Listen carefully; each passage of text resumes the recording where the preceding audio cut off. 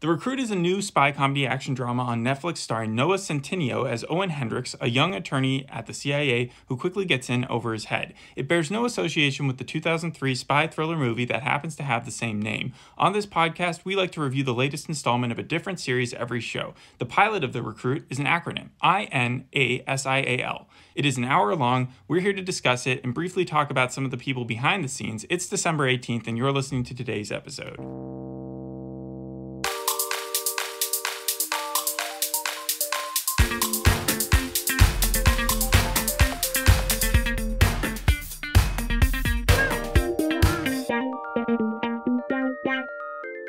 Jack Ryan, Jack Reacher, James Reese. Do you know who James Reese is? Chris Pratt's character. Oh, okay. Chris Pratt's character in The Terminal List. Yeah. Owen Hendricks in The Recruit. Out of those four, who would you choose to entrust your safety of your life to?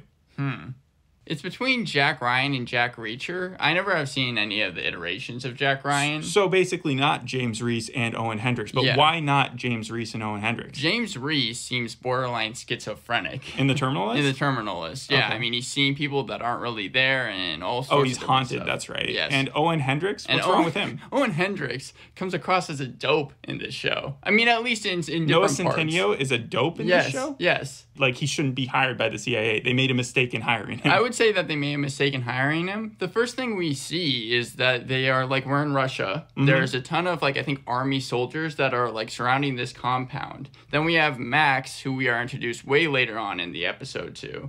We get a quick shot of her in a car. But I try to give this show as much, because I saw Noah Centineo at the beginning, like I saw him in the poster for this show. Do you have any biases towards seeing his name? Yes, especially when just because you know he's always played the rom-com guy for like to all the boys stuff? I've loved, Swipe, The Perfect Date, all of those different movies that he's trying to make the change into, he was in the Black Adam movie. Yeah, I know, but like it's just, I can't see him as anything else but just that romantic comedy. Maybe not yet. Not yet. By the end of the show, could you see yourself maybe changing your opinion? Not really. The first thing we see of him, how we're introduced to him, is he's peeing in the snow and singing Taylor Swift. And then once he's done, he looks over and is like, oh no, Russian convoys are coming this way, and tries to get on the radio. And it seems like the soldiers that are there aren't even taking him seriously. Like, they're just like kind of shrugging him off, and that's when the intro plays for this thing. So more comedy, less action drama. Because I heard that the comedy was actually pulled back a little bit. Like, it was more of a satire. I mean, like, the first 20 minutes or so, 20, 30 minutes, I'd say that the comedy is, like, straight up there. It's supposed to be something that makes you laugh. I would say slapstick stuff, or just more, like... one-off jokes? Yeah, one-off jokes. A lot of, like, smugness that comes from the main character, Owen. Got it. And so, with Jack Ryan Season 3 coming out in the next few days on Amazon, Slow Horses Season 2 being released on Apple at the earlier this month, do you think that Netflix made a good move launching yet another spy adventure? I mean, I think that this show could have been fine had it just maybe been recast, honestly. Really? Because I feel like it's trying to just appeal to a different audience than those other things. Remember, Noah Centineo is from Netflix. Like, he started on The Fosters, but like he's mostly been in those Netflix films that you listed, and they know that he's successful. Like, those clearly get a lot of views. Do they? I didn't actually know that. Why else do you think they keep making them? So the idea of starring him, and also this had a prime spot, and they brought in a really strong director who created The Rookie, created The Rookie Feds, the showrunner of Castle. He has his own production company. You had the actual director of The Bourne Identity doing this pilot. Of Go, of Jumper, of Edge of Tomorrow, American Made. He did all of those. He also made a MTV show called I Just Want My Pants Back, which... That's just like Honey, Where Are My Pants from the Lego Movie. Is that a TV show in the Lego Movie? Yeah. Oh, I don't remember that. Like, that was a while ago. Anyways, so they put a lot into this show, but you're saying that you just think it was a bad move. Well, I wouldn't say it's a bad move. The ending of the episode did kind of get me excited. It turns into more of kind of an action show as time goes by. And it did actually remind me a little bit of ER in the same way that, like, in ER, whenever you're watching one of the nurses, they always bring up things that, like, nurses' lingo and kind of dialogue that you catch up on. And here... Medical terms? Yeah, medical terms. Here, they kind of came up with, like, terms that I feel like the CIA uses a lot. They're bringing up extortion, gray mailing. So it actually did feel like I was kind of learning something, actually, when I was watching this. What would you learn about gray mailing? The gray mailing. It's where people decide to write and threaten the CIA to expose like classified material. And it's almost like blackmail, but that was actually the working title for it was gray mail until they switched it to the recruit. No, because that's where the main premise of the show comes into play. The other show that I thought you might compare it to was Condor, because that was the Max Irons show on Epix. It was about a low-level CIA analyst, similar to this, where he's a CIA lawyer who's just been hired. Yeah, fresh out of law school. Yeah, but unlike this guy, who's more a Generation Z guy, Condor had more of a millennial type. Like, he was still young, but not as young. And he comes back to his office, and there's, like, a lot of people who are dead, and then he has to uncover the truth about how his whole team died, right? I just do not remember Condor. And in this, well, by the time you watched it, I think it was the second season episode, so you didn't actually get that breakdown of what happened. But in this show, it sets up as he shows up to the CIA, I assume, his first day. Yeah, general counsel's office for the CIA. Cool. And it's 2 weeks earlier after the intro plays where they're in Russia. This takes place 2 weeks So within earlier. 2 weeks of joining the CIA as a lawyer, who shouldn't be, I guess, going out in the field and doing crazy stuff, he gets roped in to something really, really big. How does that occur, and do they do it at all effectively? I mean, I thought that parts of the show were effective. However, I didn't like his introduction because we see Nyland. Nyland is Owen's boss. He's someone that, again, works for the CIA, and he's basically like, this Senator Smoot, he's going to read classified documents at a hearing. I need you to go over there and basically tell him not to do that and, like, threaten him. Don't be afraid about this at all. See, that is, again, where the comedy seems like they're taking characters who would normally be portrayed as very serious in Homeland, like there's no business of them kind of sounding like a doofus, and making them sound like a doofus. Well, I mean, also just the situation, a senator deciding to just read classified material out of nowhere, it doesn't make any sense. And then Owen goes over to Senator Smoot's office, and he goes, look, if you release this classified information, you are going to be in violation of the U.S. codes. And he doesn't play the same character that he plays in all of the other romance films, so he plays the same know-it-all type, where he kind of, like, is very smug. He comes out, and he basically is like, people aren't going to want to elect you if you are someone who ends up going to jail, like all that type of stuff. So there's a confidence there that put you off because you were like, he's too young to be portraying himself this way, like standing up towards a senator. And that's effective, I assume? No. Does the senator back down? Not really. Well, yeah. In the show, yes. Owen went back to his office. Then we were introduced to Lester and Violet. And Lester and Violet, you realize later on in the episode, are actual psychopaths. Like, did you like do any research into Did you recognize CIA? Lester, though? No, I didn't. Lester was the guy from Laser Team, Superstore, Key and Peele, College Laser Humor. Team. Yeah, okay. Okay. Yeah. No, and then you said Violet, right? Yeah, Artie Violet. Mann. She was Raj's sister in The Big Bang Theory. Oh, okay. You didn't know that. I forgot what her name was. It was something Kuthrapali or whatever. Yeah, go ahead. Yeah, so they basically come down with 5 boxes. It's full of gray mail, and they say, look, go through all of these. If there is, if it actually seems like they do have classified information, 99% of these won't, but if it seems like they do, we're going to be lawyers for them. Why are they burying him with work? Just because he's the new newbie? guy. Okay. He's the new guy. So it is a form of bullying. Yeah. It is hazy. And that's why I was wondering. I was like, in the CIA, does that actually happen? I'm sure it does. Yeah. So he's going through all these different letters, and he comes across Max Maladze. That's a woman in prison.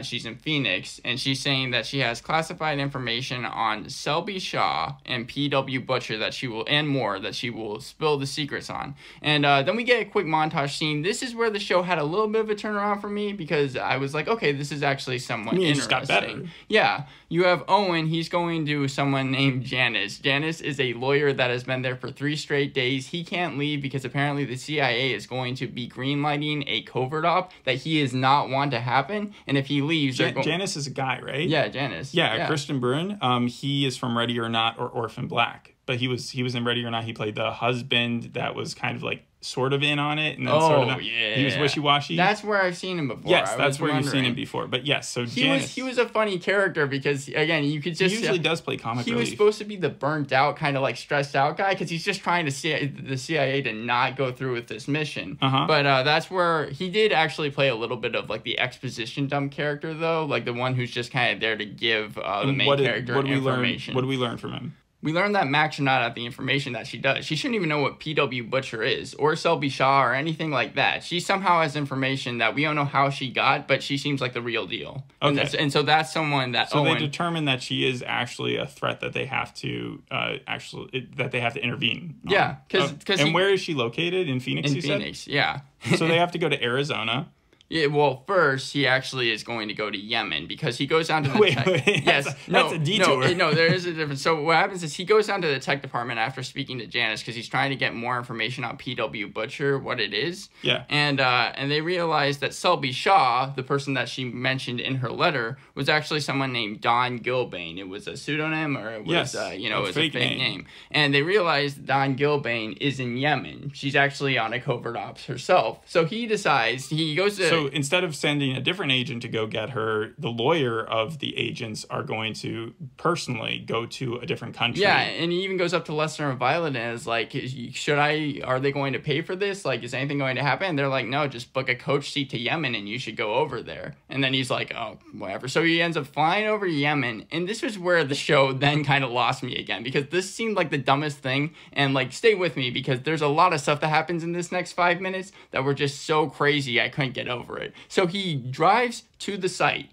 in Yemen. He gets out of his car. Is it like a big desert? Yeah, it's like there's like kind of this big castle as well. There's a couple of soldiers everywhere, and he just walks up and he's like, "Hey, yo, how's it going?" And then he gets taken as a hostage. They bring him inside. He does meet Don Gilbane, but Don Gilbane, she like reaches into his jacket pocket. Apparently he has the wrong CIA form. They were supposed to give him a black cover, but he still had a blue cover. So he comes into this thing completely blind, not really sure what he's able to do, very underqualified, only going off of basically what Violet and Lester said, because of the fact that he's really the only people he talked to about it, maybe aside from Nyland for a couple of seconds. And then they decide to torture him. They do the thing where they get the little... because he has the wrong forms, and so they think he's fake. Right. They think that he's part of some criminal organization that's faking to be the CIA. They pull out his pinky nail because of that. Oh. His pinky nail, and he starts like screaming about how much it hurts. And then this is where they just decide to give him a backstory. He starts screaming about how his dad was in Afghanistan and how he ended up dying there,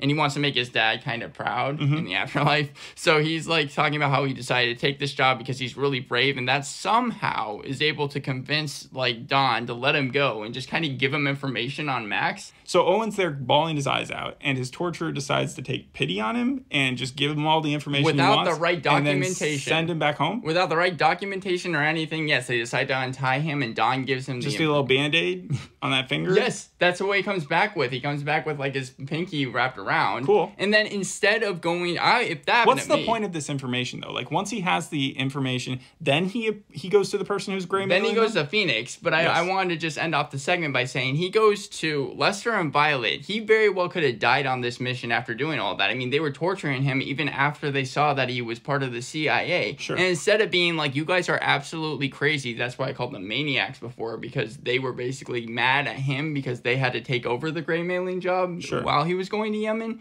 Instead of getting mad at them and being like, you guys could have killed me, he's just like, guys, I understand that I'm the new guy and hazing is going to happen, but something like this happens again and it's going to be a problem. But if you're joining the CIA, the stakes are higher. So that's what he goes in knowing, you know? I understand that, but the characters... he volunteered for a job like this. But so it's not like... the characters themselves were almost sending him on a suicide mission. Sure. Even when he's meeting with Phoenix, even when he goes to Phoenix later on and he meets with Max for the first time, Max is like, I'm surprised that you were able to get out of Yemen alive. And I was like, I am too. And we also see, you would think that they would make Owen, especially when he was talking to Senator Smoot and being such a know-it-all, you think that they would make him smart. But he's actually not really smart when he's speaking to Max. Well, I feel like there's so many shows and movies that make the character off, you know? And here they're trying to like sort of make it more credible. But they are speaking to Max. Max is a mastermind and I get it, but they try to make it like a chess scene. However, Owen lets out the fact that he barely has any information on Max, that he gives her his real name, so she's able to do research on it even though she's in jail. And she also is... Wait, so they go to Phoenix and they arrest her?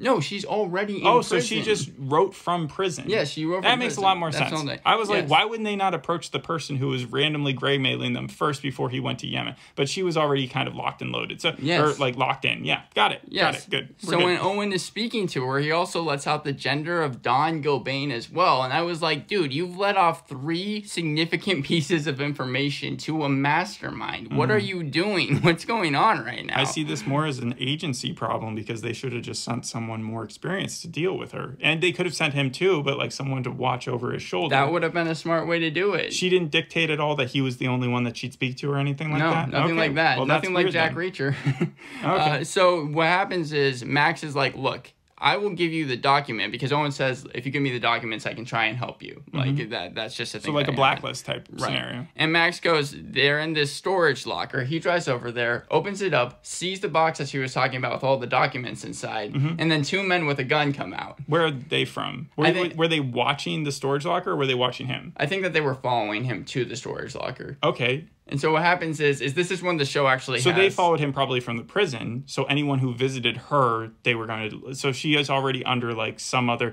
Who would this be? Another agency or a foreign government or what? Do we learn? I felt like they were just kind of criminals. Just goons? they didn't really say, I don't think, if I remember correctly. What happens is this is... How funny would it be if they were just like dudes who like hung out around storage lockers and whoever opened theirs up, like they would just approach them and steal stuff? Like they were just robbers, you know? Well, what Owen decides to do is he decides to close the locker on them, and they're like, "Hey, you realize that bullets are going to be able to go on through them, metal." He's in front of them. Stuck in the locker now. Yes, he's stuck in the locker, and then he just decides to book it out of nowhere. He tries to make it to their car. If he's stuck inside the locker, how does he escape the locker? Though? He opens it back up again. So he just waits for a few seconds, and then like they're not going to expect this. The funny thing was that like they were like, "You realize that bullets are going to go through metal, right?" Oh, so they're still talking to him. Yes, and then he was like, "Oh shit!" So he decides to open up the locker. Yeah. He runs to his car. They stop him from getting into that. Actually, they shoot his car a little bit, and the airbags pop Doesn't out. sound like they're actually trying to kill him because it sounds like they had the opportunity to, and they kind of just let it go by. I think they just want the box that he has. So he runs into this storage building where there are other storage units, but it's one of those things where when he's running around, the lights turn on, and the criminals run in after him. It's like Guillermo del Toro's the first episode in that where he's being chased by a monster. Yeah. And here the criminals are able to corner him, and they take the bag, and then of course what happens? But the criminal opens up the bag, and it's laced with acid, and he gets him in his face. Oh wow! So he just decides to open it right there as opposed to taking it home with him. Yeah, no, it was right at that moment. Cool. So it gives Owen the opportunity to get the box, and he goes back over to where Max is. And Max, honestly, was probably the best character out of this whole entire show. She was played by Meredith Quill. That was Chris Pratt's mom's character in the Guardians of the Galaxy series. Yeah, because, her character here seemed like it was actually smart. In terms of, like, a mastermind, I was like, yeah, no, this character is actually able to, like, draw some good conclusions down. She's able to manipulate people very well, especially Owen. It's interesting because, Alexi Hawley, who is the creator of the show, also the showrunner of the show and the writer of the first episode, he worked on The Following. That was like one of his. The Netflix show, yeah. The Kevin Bacon one, right? And that one had a very like smart villain as well. So I wonder if he took anything from that, because he's also done other stuff. Like he's done a lot of police procedurals since then. Okay. And we're going to talk about him in a second, but go ahead. And Owen says, "Sir, look, I'm not going to help you anymore. I've been through like hell and back," because she wants him to drop this bag at this location, and he's like, "I'm not going to help you at all. I'm leaving." Yeah, he's basically working for her at this point. It doesn't even sound like he's checked back with the CIA much. And yeah, she goes, "Okay, well, I'm going to give you a parting gift. The handler that's been helping me, his name is not Bob, and they should know what that means." And that actually like put some mystery into me. I was like, who could not Bob possibly be? So good cliffhanger. Well, it wasn't a cliffhanger because he goes back to the CIA and he learns that not Bob is the president of the United States. The president of the United States. Do we learn who that is? Is that still Biden?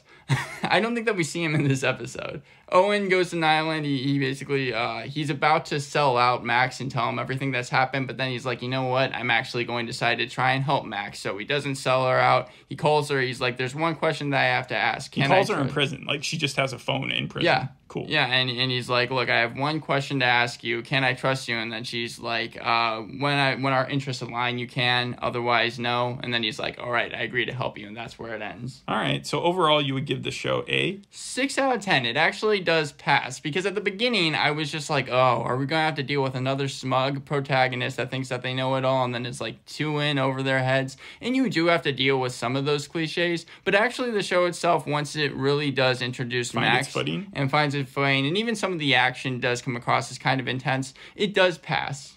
Cool. I mean, it's gotten mixed reviews so far. The Hollywood Reporter called it a Netflix filler. AV Club said cheap thrills, but Collider called it clever and credited the cast. Decider was very positive on it, said that Noah Centineo carried the show, and IGN said it was a little overly complicated. So you got the good and the bad. Complicated, I would say, yeah. It's a little convoluted. Yeah. But anything else about the plot you want to go into? Otherwise, I have 3 people that I want to kind of just jump in. No, go ahead. So we've got the face of the show, Noah Centineo, who we've already talked about. You have creator Alexi Hawley, and then the inspiration for the show, Adam Saralski, who he's not even mentioned in most articles that I read, but he's actually got a huge story. Like, his career alone is incredible. So Alexi Hawley, actually the twin brother of Noah Hawley, Legion, Fargo. That's crazy, isn't it? Like, that they both went into screenwriting. He started as a musician in New York City, and kind of like Taylor Sheridan, worked his way into screenwriting. But for the last 2 decades, he's been on a lot of police procedurals, created The Rookie, The Rookie Feds. He was the showrunner on The Castle, so he's worked with Nathan Fillion a lot. Wow, that'd be really funny if he made an appearance here. But he also has his own production company called Perfect Man Pictures. So when he was tagged by Netflix to do this show, people were very, very happy about it. They were optimistic. But the Adam Saralski fella, he's the one that I want to concentrate on, because he was part of the CIA in the 1990s. He was considered a whiz kid, really smart. He was recruited early, but then he had to sue them for discrimination and wrongful firing when it came out that the top dogs in the CIA had, among saying some borderline anti-Semitic things about him, faked the results of a polygraph that he took. Forced him to take 2 polygraphs, but faked the results of one of them in order to get him kicked out of there. They reported on this on 60 Minutes in 2000, and what does he end up doing besides suing the agency is that he became a journalist and joined 60 Minutes, got nominated for a bunch of Emmys, like right off the bat, won a Peabody, and then he went on to NBC, where he won 3 more Emmys, I think he was nominated at first, now he actually won the Emmys in this one. 3 Emmys he won for coverage there, and then he became the editor of Vanity Fair, one of them, and he started his own production company, P3 Media, which adapts his past reporting and his own life experiences in the CIA and makes TV and movies and stuff. That's crazy. Yeah, it's crazy. This guy's career is stacked, and he seems like he's very, very busy all the time. But the fact that he's connected to this show, I feel like it's more of a selling point that they're not really using to promote it. Well, I actually did feel like I was learning something while I was watching the show. So it did play a part that Noah was able to talk. Oh, also, it's funny that his name is Noah Centineo, and Alexi's brother is also Noah. You know? I should mention the fact also that Owen, midway through the episode, gets subpoenaed. But how does he get subpoenaed, and because why? Senator Smoot, again, was so mad at him for coming at him and being like, don't give up this classified information, that he does decide to subpoena him. Yeah, but when you subpoena someone, usually... Oh, did they do it, like, publicly, or was it, like, someone walked up to him and walked up to him and gave him a letter. Then said, are you Owen, blah, blah, blah? Yeah. Was it in a random place? It feels like that would have been... I think it was in his workplace. Oh. It feels like that could have been a comic moment, to really... Well, it was supposed to be, because it was like, gee, how is this guy... Like, is this before or after he went to Yemen? I think it might have been afterwards. I'm not exactly sure. All right. Thanks for listening to the episode. We'll see you on the next one. Hope you enjoyed this one. Bye. Bye.